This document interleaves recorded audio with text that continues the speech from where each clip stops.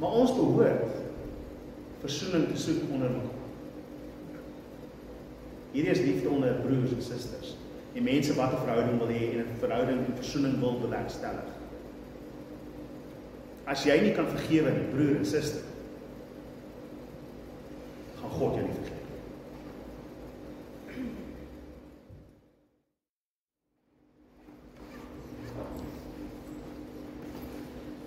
Voordat ons môre na die woord toe gaan,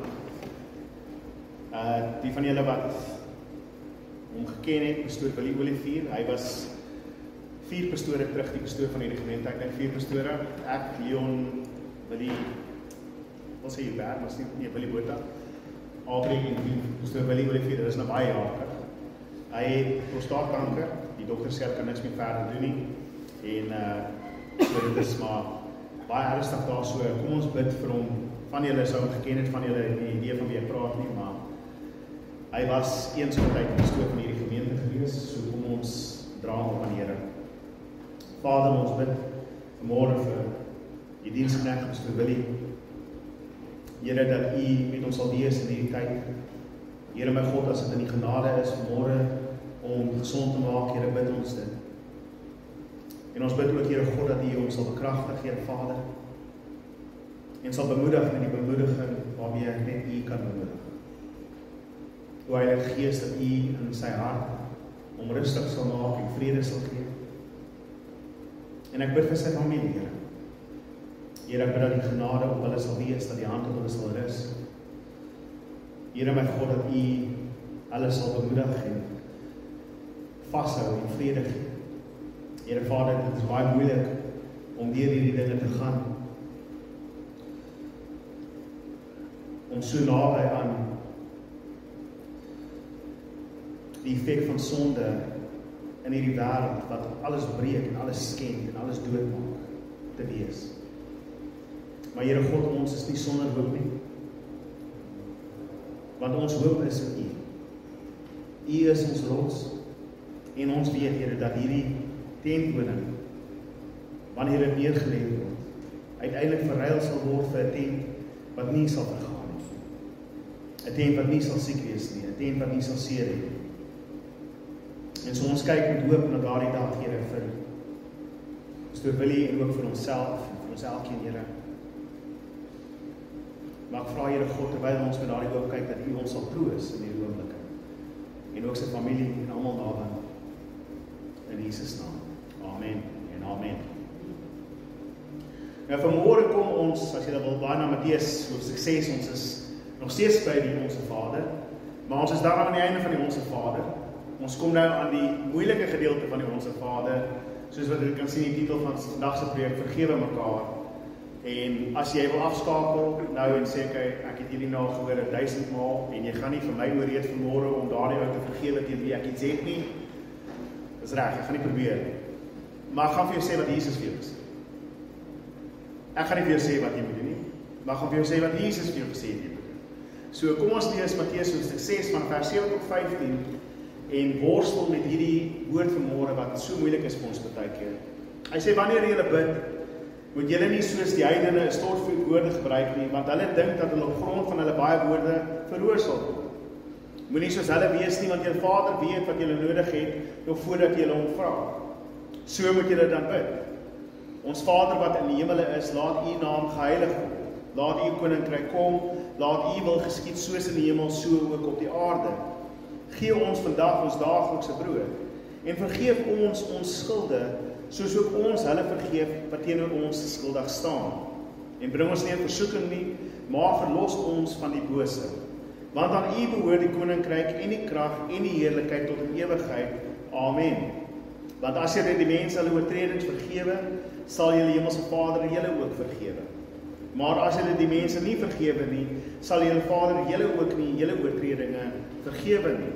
En ek lees weer Lukas 11 vers 1 tot 4 waar dit ook oor die Onse Vader gaan. Op 'n keer het Jesus op 'n sekere plek gebid en toe hy klaar was, het een van sy disippels vir hom gesê: "Here, leer ons bid soos ook Johannes sy disippels geleer het." En hy het vir hulle gesê: "Wanneer julle bid, moet julle sê: Vader, laat U naam geheilig word, laat U koninkryk kom.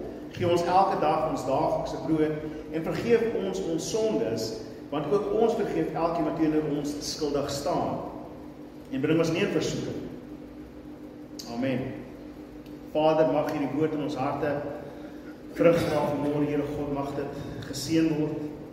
Dit is 'n moeilike woord vir baie van ons. Here, dit is iets waarmee ons self worstel en tog is dit so belangrik in u woord. So is dit so belangrik in ons lewens dat ons moet leer om te vergewe, Here. En so ek vra Heilige Gees dat u ons help om dit te verstaan en help om dit toe te pas in ons eie lewens, in ons eie harte. Here Jesus Christus, dat u verheerlik sal word in dit en in die woord vanmôre. Amen. En amen. Nou, op die oog af van die eerste plek, as ons kyk na hierdie twee weergawes van die Onse Vader, wat Jesus geleer het, is daar 'n klein verskil in die gedeelte waarvan ons vanmôre gaan praat. In Matteus sê hy dat vergewe ons ons skulde, soos wat ons ons skuldenaars vergewe. En in Lukas vergeef ons ons sondes. Hulle gebruik twee verskillende woorde daar. Lukas gebruik die woord vir sonde, wat beteken 'n sonde wat jy gedoen het. En Matteus gebruik die woord skuld, soos iemand wat geld skuld. Dit is 'n finansiële skuld wat jy het. En 'n mens mag dalk dink dat, is dit, Matteus sê net, jy moet net die skuld afskryf wat iemand in jou skuld? Nee, want Matteus verder, in die volgende gedeelte sê Jesus, want julle moet die oortredinge vergewe, en dan kom daar 'n derde woord. En so is dit wat geskuld word, dit wat gesondig is, en dit wat geoortree is. Ons moet al drie daardie dinge vergewe, want dan sal God ons vergewe. En so Lukas maak dit duidelik dat Jesus praat hiervan iemand wat teenoor ons skuldig staan. Ons vra vergifnis vir ons sondes, soos wat ons mense vergewe wat skuldig teenoor ons staan. En daardie skuld kan beteken iemand wat jou iets skuld. Maar ook in 'n sin, as iemand iets aan jou gedoen het, dan skuld hy jou vergoeding vir dit wat hy aan jou verkeerd gedoen het. As 'n mens kyk na hoe sonde en skuld gewerk het in die Ou Testament, sien jy dit. Wanneer jy iemand se bees doodgemaak het, dan moet jy vir hom bees terugkoop en nog ekstra geld bygee. As jy iemand beseer het, dan moes jy vergoeding gegee, jy moes betaal het. Dit is nie net dat jy hom seer gemaak het en dan kyk, nou moet hy my vergewe nie. Nee, daar is 'n skuld wat betaal moet word. Daar is iets wat gedoen moet word in ruil daarvoor. Ons onthou dit in die preek van 'n oog vir 'n oog en 'n tand vir 'n tand. Want dit is tog die regverdige uitspraak. As ek iets verloor het, as gevolg van dit wat jy gedoen het, dan moet jy vir my terugbetaal wat ek verloor het. Vir ons om daardie verhouding te herstel, moet jy betaal wat jy wegvat. En so die idee van skuld en sonde is baie duidelik in die Ou Testament. En dit is baie pertinent in die Ou Testament, dat elke sonde moet betaal word voor. En ek wil hê ons moet dit in ons gedagtes verstaan, en daar is nie so ding soos vergifnis sonder die betaling van daardie sonde.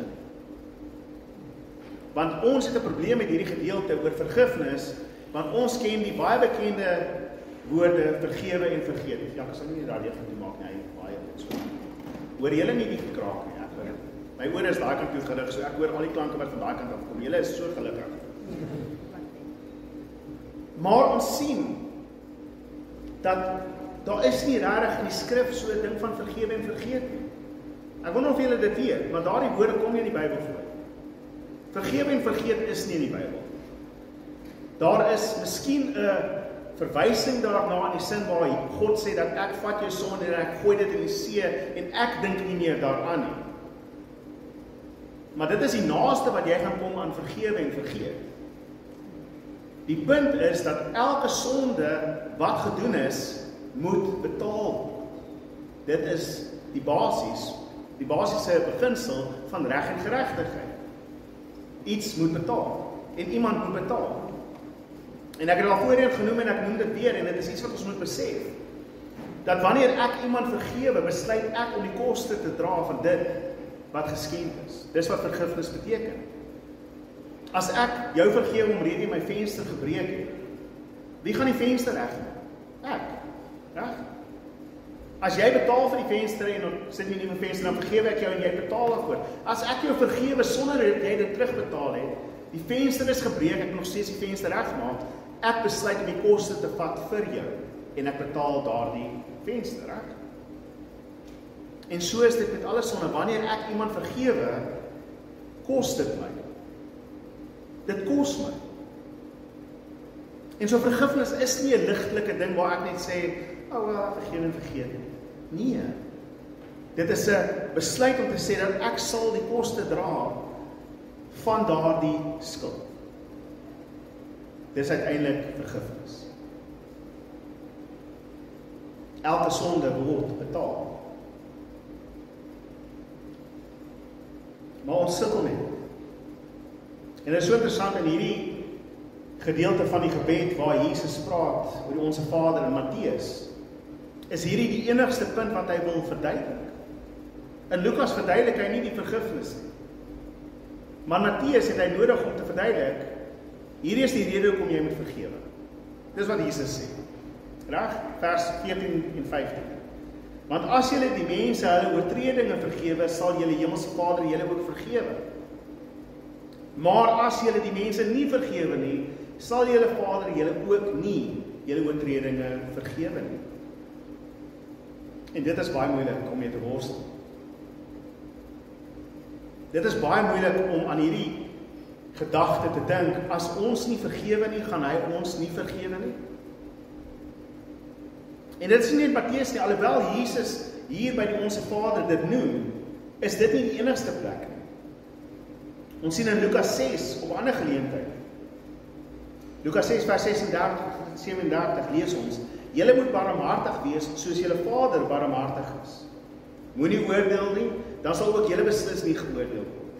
Moenie veroordeel nie, dan sal julle ook nie veroordeel word nie. Vergeef, dan sal julle vergewe word. Dit is amper asof daar 'n punt gemaak word van, as jy mense vergewe, dan sal God jou vergewe.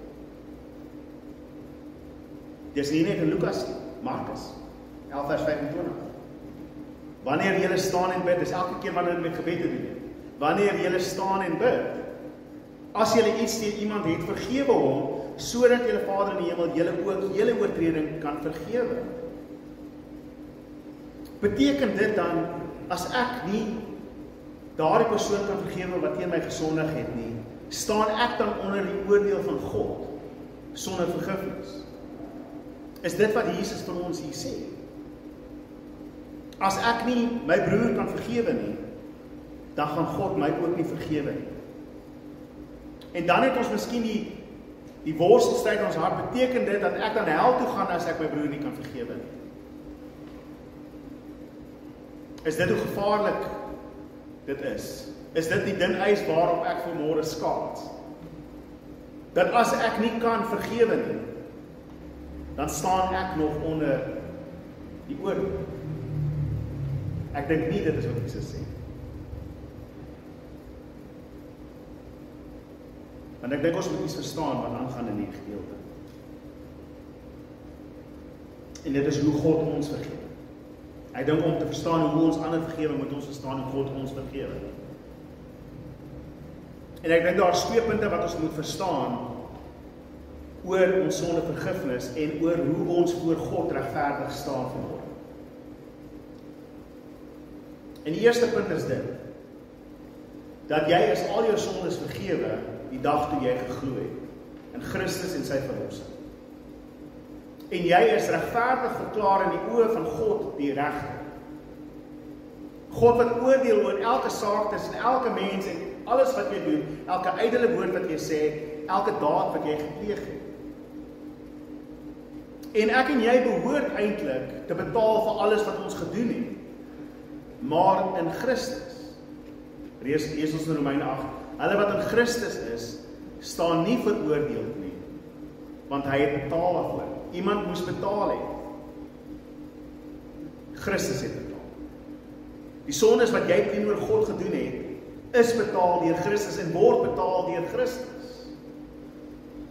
En so daar is in 'n sekere sin dat ons is skoon gewas en ons staan heilig en ons staan regverdig voor God. 2 Korintiërs 5 sê vir ons dat hy het sonde geword sodat ons die geregtigheid van God kan word. En so jy staan nie onder die veroordeling nie. Jy staan nie onder die veroordeling nie. En daar is sommige wat dan dink, maar as ek dan nie onder veroordeling staan nie, en as my sonde dan niks meer verder beteken nie, hoekom moet ek bid? Elke dag en elke oggend en elke aand, Vader, vergewe my sondes, soos wat ek hulle vergewe wat teen my gesondig het. Want hier is die probleem. Nadat ons tot bekering gekom het, is ons nog steeds sondige mense wat sondig. Ons struikel nog, ons val nog, ons oortree nog, ons skuld aan God. Nou kan jy een van twee kante toe gaan. Jy kan gaan volgens die katholieke kerk wat sê, okay, wel, nou vir die sondes wat jy doen, nadat jy tot bekering gekom het, nou moet jy begin betaal daarvoor.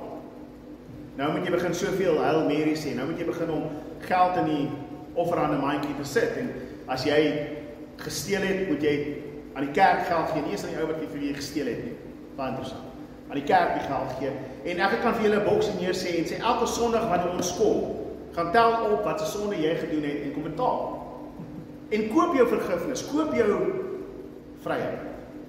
En as jy nie genoeg van dit betaal het nie, wanneer jy doodgaan, sal jou familie aanhou betaal vir jou. Reg? En jy mag dalk 1 miljoen jaar daar tussen hemel en die aarde wees, waar jy nog moet betaal vir jou sondes, wat jy nie vergifnis wil gevra het nie, maar wees bly, want jou ouma gaan geld in die mandjie ingooi, en dan gaan jy 'n paar jaar minder daar hoef te wees. En die kerk het ryk geword op dit. En dit is hoekom ons die hervorming gehad het, want die hervormers het gesê, dis nie wat ons in die Bybel sien nie. Want ons is geregverdig voor God in Christus.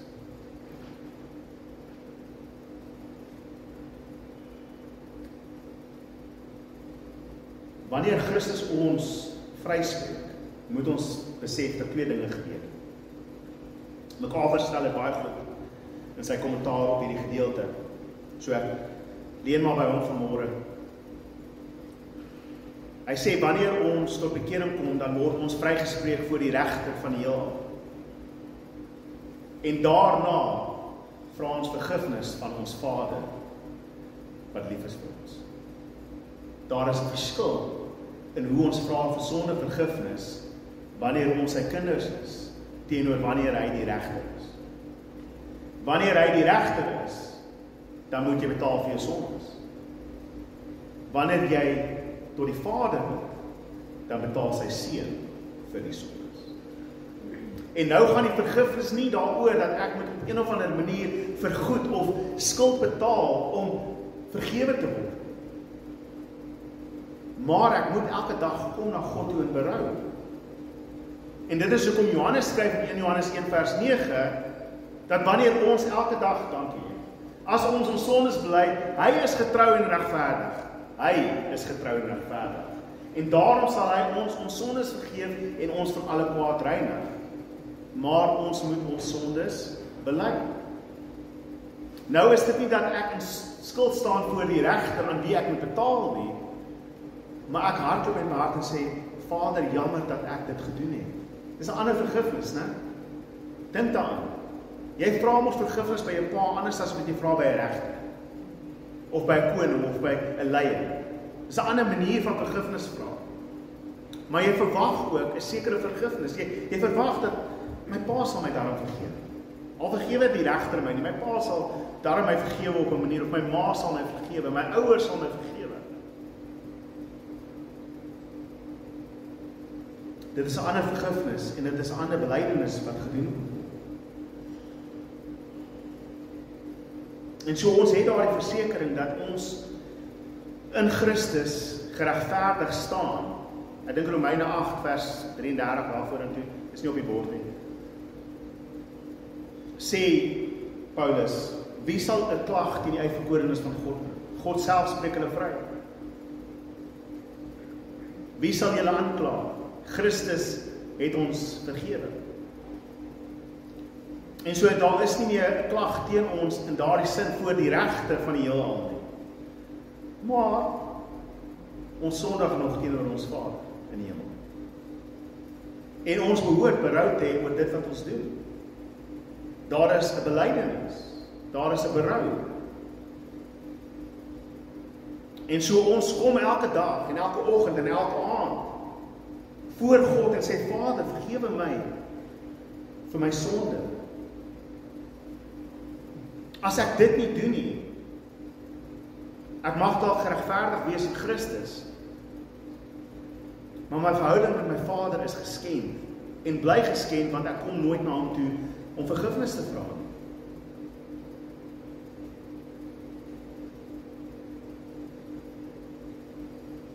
Buitendien, dit is die Heilige Gees wat ons oortuig daarvan. En dis die Heilige Gees wat vir ons sê dat daar is iets nie reg tussen jou en Vader vanmôre. En so jy weet wat jy skuld. En so jy kan na God toe gaan. En hy is getrou en regverdig om te vergewe, nie volgens jou nie, maar volgens Christus, in wie jy verskuil is vanmôre. En so jy kan ten volle vra vir vergifnis.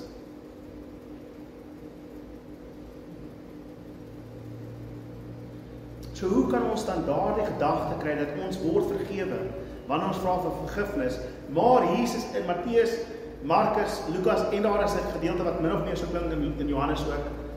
Nie heeltemal nie, so ek het dit nie bygesit nie, maar die idee is in Johannes ook. Is in die briewe van Johannes definitief dat as julle mekaar nie vergewe nie, dan gaan God jou nie vergewe nie. Laat ek dit so stel.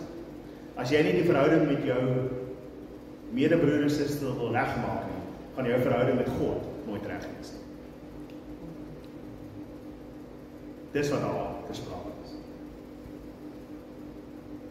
Want totdat jy nie jou broer kan vryspreek en saam met hulle by die tafel kan kom sit nie, hoe kom die Vader by jou kom sit? En dit is die gevaar. Dit is die gevaar. Sien, ons verstaan vergifnis verkeerd. Ons het hierdie wonderbaarlike gawe van God ontvang om vergewe te word vir ons sondes. Maar ons sukkel om ander te vergewe.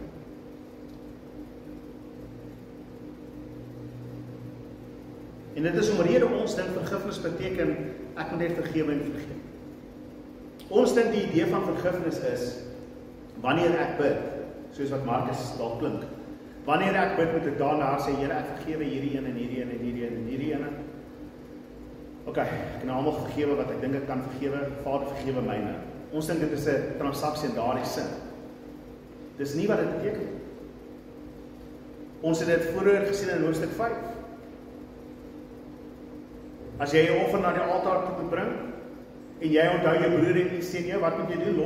Los die offer daar, gaan maak jy versoening met jou broer, kom dan terug en bring die offer. Vergifnis is nie in my hartjie sê ek, ag ek spreek hulle vry nie.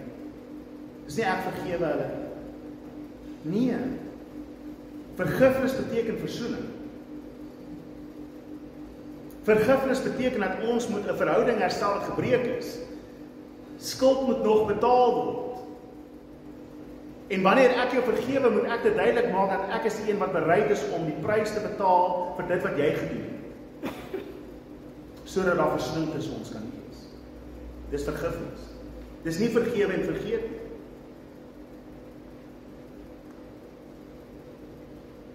En ons het voorbeelde in die Bybel en laat ek eers dit noem voordat ek na die erns van die saak toe kom. Ons het 'n voorbeeld van Jesus op die kruis. Terwyl hy besig is om dit te maak, sê hy, Vader, vergewe hulle, want hulle weet nie wat hulle doen. Ons het 'n voorbeeld van Stefanus, terwyl hy gestenig word en doodgemaak word, wat sê, Vader, moet hulle hierdie sonde nie toereken. En ons het dan in ons gedagte, wel dit is hoe vergifnis altyd moet wees. Maar dan lees ek in Openbaring, hoofstuk 6, die martelaars onder die troon van God, en hulle sê, hoe lank nog voordat u ons bloed wraak op die mense van hierdie aarde? Waar is die vergifnis nou? Reg?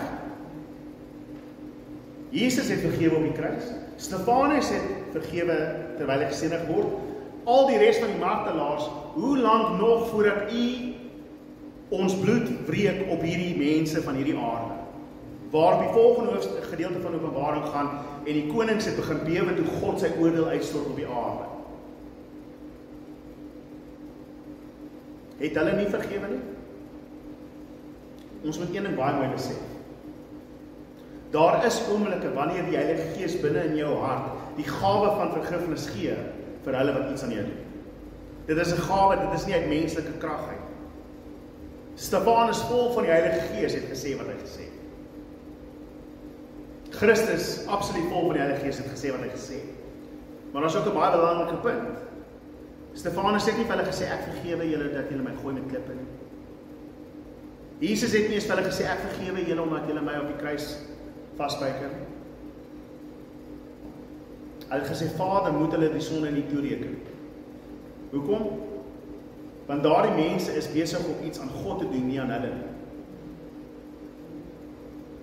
Dit is nie 'n persoonlike saak. In Jesus se geval, en mense moet dit mooi besef, die Fariseërs het gedink hulle doen God se werk.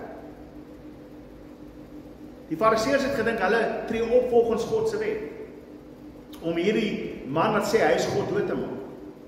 Die Romeine het gedink hulle tree op volgens hulle reg en geregtigheid, want hier is 'n man wat wil probeer om keiser te wees. Die Fariseërs wat Stefanus en die mense wat Stefanus doodgooi, dink nie hulle is besig om sonde te doen nie. Hulle dink hulle is besig om God se werk te doen. Stefanus, jy is besig om God te laster, jy moet sterf. Hulle tree op in geregtigheid, selfs Paulus, nadat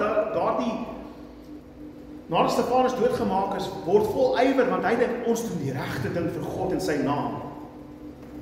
En dis hoekom Stefanus kan sê, Vader, moet hulle dit nie toereken nie, want hulle het nie 'n klou wat hulle besig is om te doen. Dit is anderste as wanneer iemand mense net doodmaak omrede hulle moordenaars is. En verkragters. En skenders. En wie ook al mense net seermaak omrede hulle boos is. Dis 'n ander saak heeltemal. Hierdie het te doen met mense wat ter wille van die naam van Christus vervolg en doodgemaak word, omrede die ander mense dink hulle doen God se werk. En daar word daar gesê, omrede hulle onkundig is oor wie hulle hier aanvat. Vader, vergewe hulle sodat hulle gered kan word. Maar nie net omrede moordenaars en wie ook al verkeerde dinge doen aan mense. Daar is niks hierso wat sê dat hulle net vrygespreek moet word. Niks. Inteendeel, hoe lank nog, Here, voordat U wraak neem op die mense van hierdie aarde vir dit wat hulle doen? Onthou, wraak behoort aan die Here, nie aan ons. So daar kan definitief gebid word, Here, moet hierdie persoon nie sy sonde toereken wat hy doen teenoor my vandag nie, want hulle doen dit uiteindelik teen God en ek wil hê hulle moet tot bekering kom. Dis 'n ander saak. Dis 'n ander saak.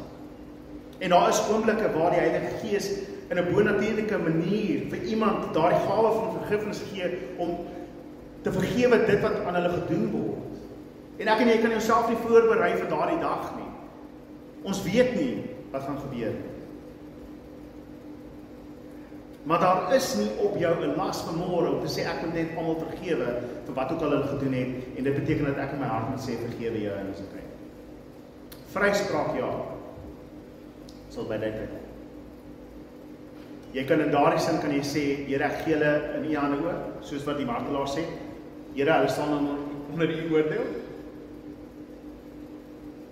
Maar ek gaan nie meer verder aan hulle dink nie. Dis 'n ander saak. Hulle staan onder U oordeel. Doen met hulle wat U goed dink om te doen. En ons moet besef dat selfs dan, wanneer daar daardie vergifnis is,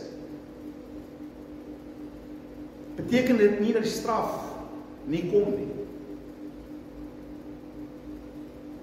Ek wil twee voorbeelde uit die Ou Testament uitnoem.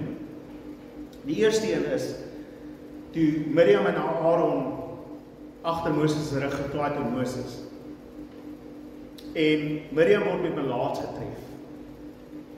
En Aaron sê vir Moses, asseblief tog bid vir ons.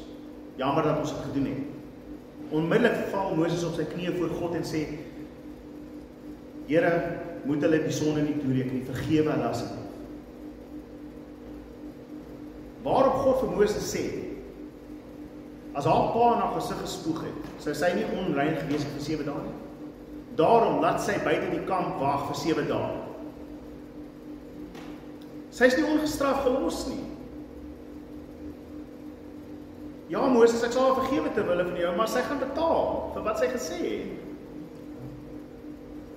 David, nadat hy egspreek gepleeg het en nadat hy Batseba verwagting gekry het en haar man doodgemaak het en die kind is gebore en hy word aangekla van sy sonde en hy sê, Vader, of Here, ek het in U gesondig en U alleen.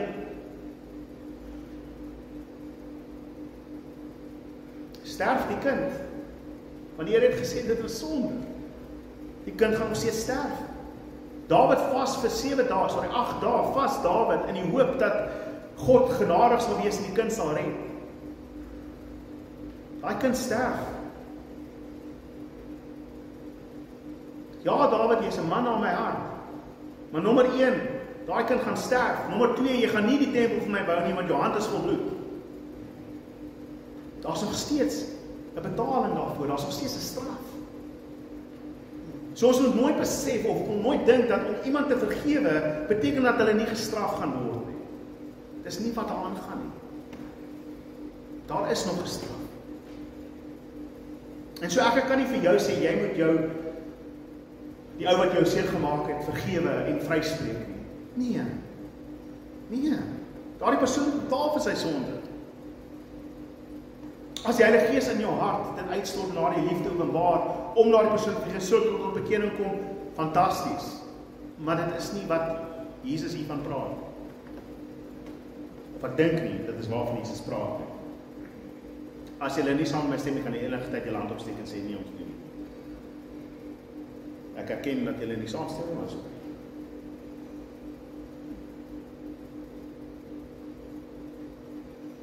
Daar is 'n punt wat baie mense mis. Daar is iets wat baie keer nie in hierdie gesprek opkom nie. En dit is, wanneer begin vergifnis? Wanneer begin die proses van vergifnis? En ek dink dit is wat ons moet verstaan hierso, om te weet wat aangaan. Ja? Wanneer begin ek iemand te vergewe? Ek het nou nie die tyd om notas rond te stuur dat jy vir my kan skryf wanneer dit begin het. Maar die antwoord is nie in my binnekamer wanneer ek bid nie. Dit is nie die begin van die vergifnis. Daar is 'n gedeelte in Lukas waar Jesus wel vir ons sê hoe vergifnis begin. Luister na dit, Lukas 17 vers 3 tot 5. Hy sê, wees op julle hoede, as jou broer sondig, wys hom tereg. Dis wat begin. En as hy berou het, vergeef hom. Belangrik, né? As hy 7 maal eendag teen jou sondig en 7 maal na jou terugkom en sê, ek het berou, moet jy hom vergewe. En toe sê die apostel saam met die res van ons vir die Here, gee ons meer geloof. Maar dit kan nie. Maar waar begin vergifnis? Ek moet by jou toe gaan en sê, jou een kan vat en sê, jy het my seer gemaak. Daar is, jy skuld my. Jy skuld my. En jy gaan dit tog nie doen aan jou moordenaar of jou verkragter of jou abuser nie. Nee. En as daardie persoon berou het, vergewe hom. As hy nie berou het nie, is daar geen las op jou om te vergewe nie. Ek lees weer 1 Johannes 1 vers 9. As ons sondes bely, waar begin? As ons sondes bely. God het klaar vir ons gesê, hy doen die eerste stap, hy wys ons tereg. Reg? Dan kom ons in belydenis om te sê, Here, ons het gesondig, en dan is hy getrou om te vergewe. Reg? Ek gaan na my skuldenaar toe en sê dat jy skuld my dit. En daardie persoon het berou en vra, vergewe my asseblief vir dit wat ek aan jou gedoen het. Hy kan dalk, as hy jou terugbetaal, as hy geld by jou geleen het of geld by jou gesteel het, wat ook al, vir jou geld teruggee, wat ook al hy gedoen het, as hy berou wys, dan moet jy hom vergewe. Dan moet jy hom vergewe. Dan is daar nie 'n keuse. selfs 7 keer. In Matteus is dit 70 maal 7 keer. Ons sal daardie stuk in sy geheel lees. Maar kan jy dit sien? Daar moet belydenis wees, daar moet berou wees. Jy het geen las op jou om te sê ek mag nie nagmaal gebruik omrede ek nog nie daardie dude wat my iets ergs aan my gedoen het, vergewe het. Vryspreek en sê, hy is in God se hande. Here, u kan met hom doen wat u wil, wat reg is. Wetende op dieselfde tyd en waarskuwing vir ons almal, iemand bid selfde vir jou ook, en sê, Here, ek plaas verlof in die hande, mag u met hulle doen wat u goed is. So ek staan ook onder iemand se regverdige pleit vir God, reg? En so ons moet versigtig wees wanneer ons net sê, ja Here, kry hom beet, want ons word ook beet gekry. Maar kan julle sien, ek dink nie Jesus is besig om te praat hier van algehele vergifnis vir almal in die wêreld en almal wat iets aan jou gedoen het. Hy is besig om te praat van die koninkryk en die mense in die koninkryk, onder mekaar. Sien, die probleem in die kerk is dat ons praat nie oor wat mense aan ons gedoen het. Ons bly net kwaad vir hulle. Ek kan hulle nie vergewe nie, want hulle het my nie gegroet nie. Die pastoor het my nie gegroet in hulle loose mol gister.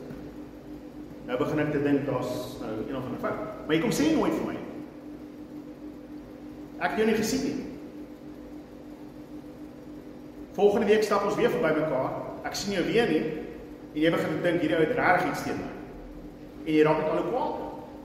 Nou besluit ek om die kerk toe te kom. Want die pastoor groet my nie as hy my sien daar buite nie. Ek is mos niks nie. Want terwyl ek my tiende betaal, dan groet hy my elke dag by die deur. My buitekant ken hy my glad nie. En ek het nie idee dat jy my haat nie.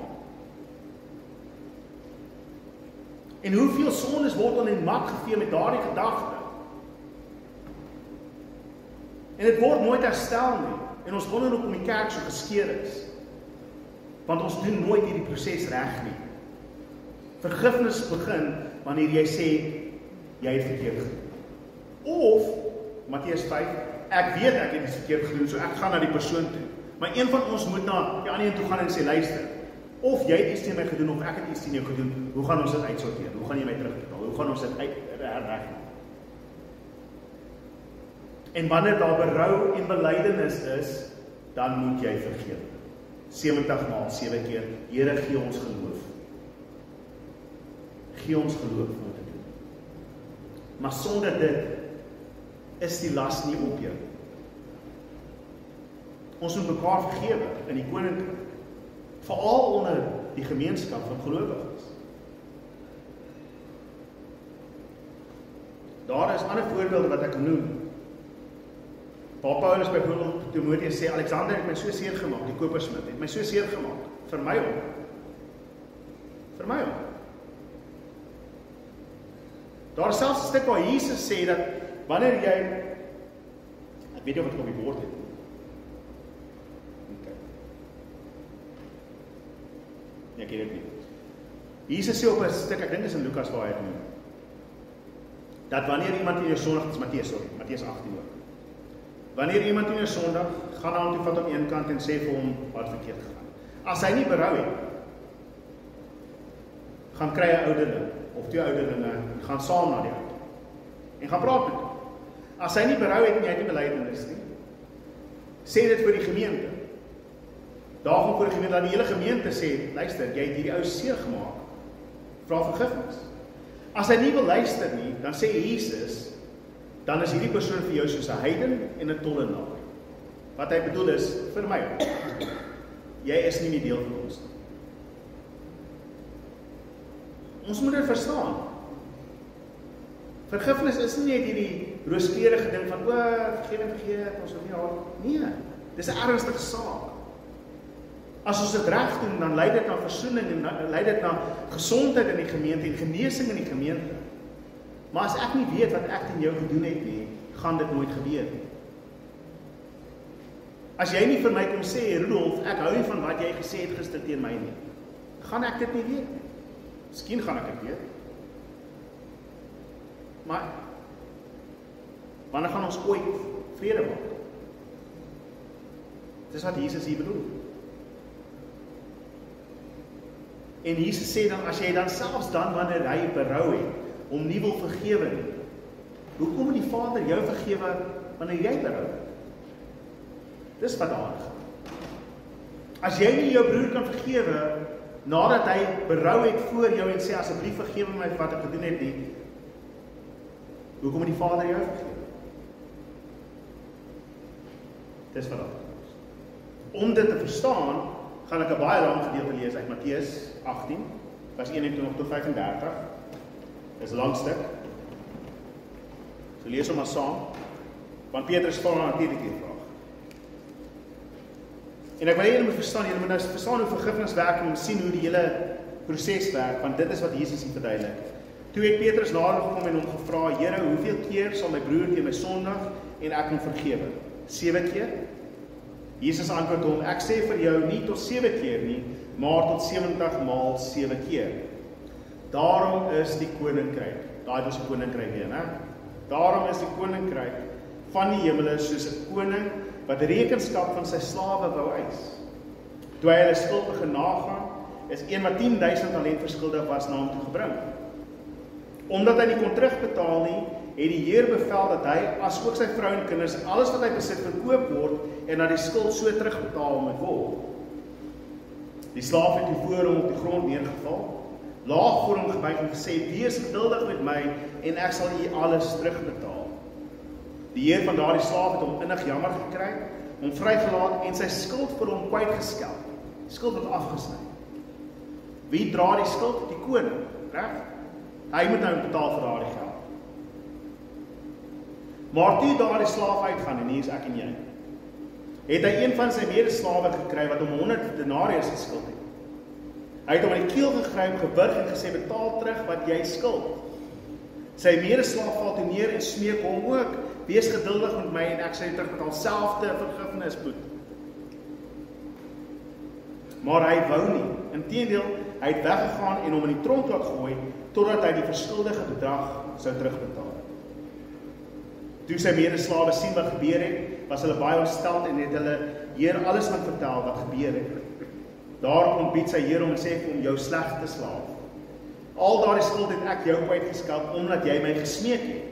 Moes jy nie ook jou medeslaaf begenadig, soos ek jou begenadig het nie. En sy Heer het kwaad geword en hom aan die folteraars oorgegee, totdat hy al die skuld sou terugbetaal. So sal my hemelse Vader ook met julle maak, as julle nie elkeen sy broer van harte vergewe nie. Kan julle dit sien, hoe Jesus hierso van praat? Maar let wel, die medeslaaf het ook berou gehad en gesê, vergewe my. Dis nie net hy het op gaan vat en gegooi nie, daar was 'n belydenis eers, in albei gevalle. Soos wat ons sonde bely vir God, behoort ons ook ons sonde te bely aan mekaar. Wat sê Jakobus? Bely julle sondes aan mekaar sodat julle gesond kan word. Ja? Ook in die konteks van gebed.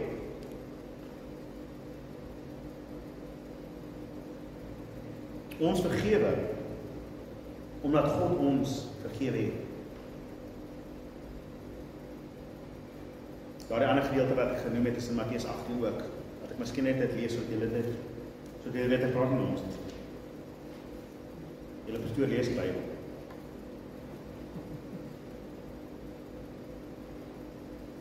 In Matteus 18 vers 15 is voor hierdie gedeelte. As jou broer jou sondig, moet jy hom teregwys waar jy toe alleen is. As hy na jou luister, het jy jou broer teruggewen. As hy nie luister nie, jy nog 1 of 2 met jou saam, sodat in die mond van die 2 of 3 getuies elke saak bevestig mag word. As hy weier om na hulle te luister, sê dit vir die gemeente. En as hy ook weier om na die gemeente te luister, laat hy vir jou wees soos die heiden en die tollenaar. Matteus 18. En dit is net voor hierdie gedeelte oor die herhaaldelike vergifnis. Vergifnis gebeur nie sonder belydenis. En so daarom hoef jy nie onder oordeel te staan as iemand iets aan jou gedoen het. En ek praat nou nie van broers in 'n kerk nie. Ek praat nie van ligte goedjies en iemand het iets gesê nie. Ek praat nou van moord en al die dergelike dinge hoef dit te doen om julle weet wat mense aan ander mense doen. Ek gaan nooit in my lewe iemand forceer om die ander persoon te vergewe en sê jy moet nou net vryspreek. Nee. As daar 'n persoon nie kom belydenis doen en berou het en enigstens op een of ander manier erken dat hy verkeerd gedoen het nie, hoef daar nie vergifnis te wees nie. Vergifnis het nog nie eens begin nie. Verstaan dit mooi, vergifnis het nog nie eens begin nie.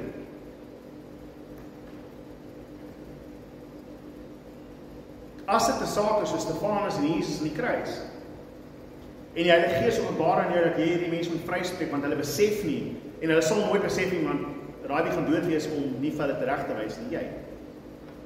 By all means, as die Heilige Gees dit vir jou gee in jou hart, doen dit. Maar dit is nie die vereiste van die Onse Vader. Die doel van die Onse Vader is juist daardie gedagte dat ons in vrede in die koninkryk moet wees, dat ons Christus liefde onder mekaar moet bewys. En so ons moet alle krag en alle inspanning gebruik om versoen te wees met mekaar. Nie hierdie nonsens wat ons doen en nie vir enigiemand sê net onder die mat en vee. En so gaan jare verby en dit word net bitterder en bitterder en bitterder. Jy kan dit sien. Ek nie heeltemal ons gemeente nie, maar dat is oomlik, hè? As die een begin praat, die ander een rol sy oë. En die ander een rol sy oë net omrede hulle net nie hou van die ander persoon is, en sy mond oopmaak, dan sê hy iets wat ek nie van hou. En die ander een is dalk nie eens bewus van hoekom die ander een nie van my hou nie. As jy nie kan vergewe nie, broer en suster, gaan God jou nie vergewe. Moenie eers gaan vra vir sondebelydenis, as jy nie eers hierdie basiese sondebelydenis onder mekaar kan doen.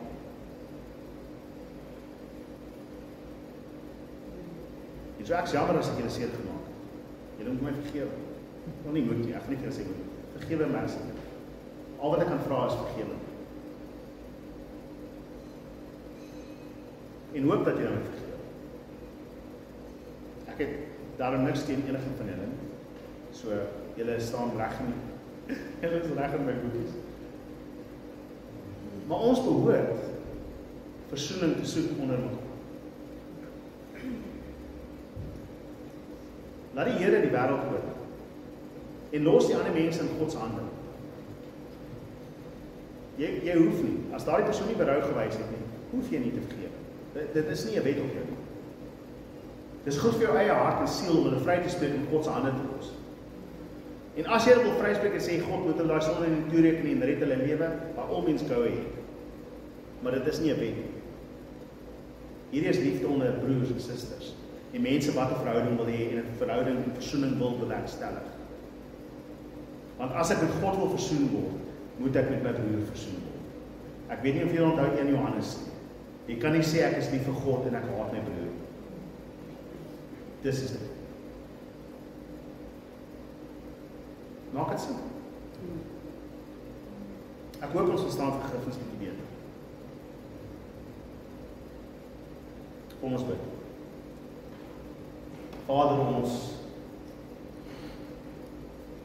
ons besef, Here God, dat ons self dikwels skuldig staan teenoor U elke dag. En ons staan skuldig in soveel dinge teenoor mekaar. Dinge wat ons nie eens altyd weet wat ons aan mekaar gedoen het. Klein snytjies wat ons deur jare aan mekaar gesny het, Here. Klein bonde, Here, wat al gesweer het. En ons noem dit nie, en ons praat nie daaroor, en ons dink ons moet dit net onder die mat en vee, Here. Min wetende dat dit 'n sweer is, en dat dit begin om gif in die gemeente in te bring. En so ek vra, Here, dat U in ons harte sal bewaar dit wat ons aan mekaar moet vergeld, Here, vergoed, dat ons versoening sal soek met elkeen in hierdie gemeente. Here, en ook hulle in die breë kerk, Here, mense wat ons seer gemaak het, dat ons uitreik en sê, kom ons kom in die regte verhouding met mekaar. Wetende dat, Here, daardie vergifnis word verwag van die kinders wat self vergewe staan voor U. Soos wat U ons groot skuld vergewe het, so wil ons ook hulle vergewe wat teen ons oortree het. Wat ook sonde aan ons gedoen. Here, en hulle wat weier om te berou, en hulle wat weier om belydenis te sê, Here God, los ons in U hande as die ewige regter. Mag U regverdig oordeel.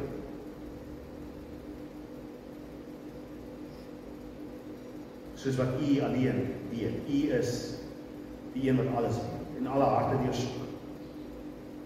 En deursoek ons hart, die Here God, dat ons ook sal weet waar ons so oortree. Wees ons genadig, Here. Here, ek bid ook vir hulle wat vanmôre nie hier is nie. Dat die genademoekerhou sal wees, Here, Jolande wat siek is, Here. Bid ek dat die met haar sal wees, Here.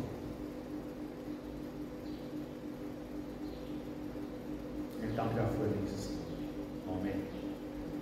Dan wil ek voordat ons gaan, en ek het onthou self, maar die is verjaar hierdie week. My sussie verjaar hierdie week, die 3de Oktober. Dan is sy 42. Thanks. Allemaal weet nou, ek is jammer, vergewe my dat ek jou... Asseblief, my sussie, vergewe my. Ek is vergewe. Ek is nou net opstaan. Kom ons bid vir Marlies. Vader, ons dank Here God dat ons my suster kan bid vanmôre. Here, dat U haar sal seën in hierdie jaar wat kom. Here, dankie dat U haar vir al hierdie jaar gespaar het, Here God. Here, ons bid in die tyd wat kom, Here, dat sy sal gaan van krag tot krag in die Gees. Here, dat sy sal weet dat U is met haar elke oomblik, elke sekonde, Here God. Here, U hou haar hart in U hande.